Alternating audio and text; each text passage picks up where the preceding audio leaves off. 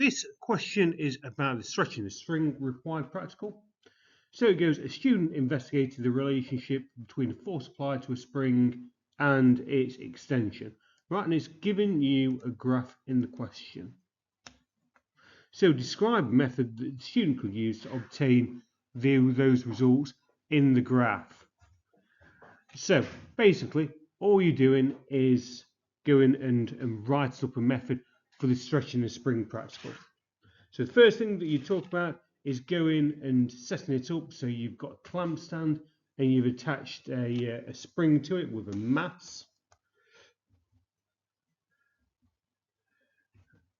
You can then go and talk about using a ruler, so attaching a ruler to it and going and using this to measure the extension of the spring.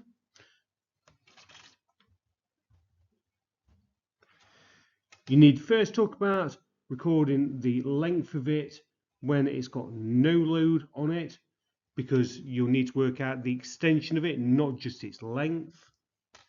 And the only way you can do that is the length of it minus the initial length.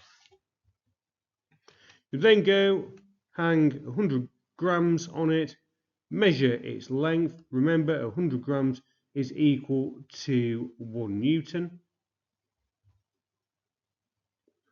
And finally, you're going to go and increase the mass going up in 100 grams, measuring and recording the new length every time for about 7 times until you get up to a set amount. Right, so that's a few key things that you can talk about when answering this type of question.